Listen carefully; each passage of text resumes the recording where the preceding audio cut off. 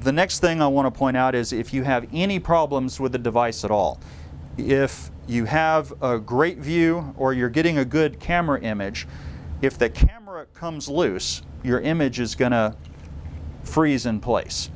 The key solution to that is reset the camera or the head onto the blade and then reboot. Turn the camera on or off and then back on, and you're good to go. So let me just kind of go back over those. Number one is use their channeled blade. Number two, treat every intubation as though it's going to be a difficult intubation.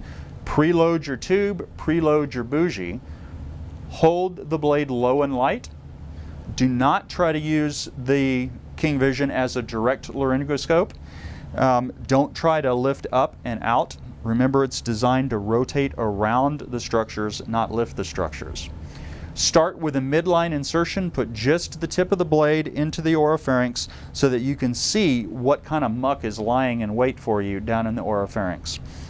Then walk the tip of the blade down and around the tongue, keeping the tip of the blade out of the posterior pharynx where that muck is.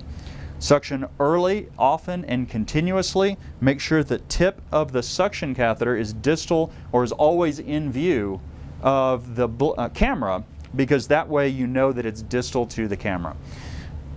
If there is a continuous source of fluid or muck, make sure that you just hub your suction catheter deep into the esophagus or deep into the oropharynx so that you're acting like an OG tube. Make sure that you get the view, and what I mean by that is make sure you have a great view of the epiglottis. I would recommend you don't try to pass the tube if you can't see that epiglottis, if you can't see that view. If the tube is going off to the side, rotate the tube a little bit to pass it through the cords. Remind yourself if you're getting a great view of the cords but the tube won't pass, you're probably too deep.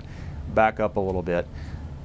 Remember that you can, if you can't get the entire device into the oropharynx, to make that turn, decapitate it, put the blade in, recapitate it, and if you ever have a problem with the view on the camera, reboot it. Turn it off, reset it, turn it back on. So those are our key tips to success with the King Vision video laryngoscope.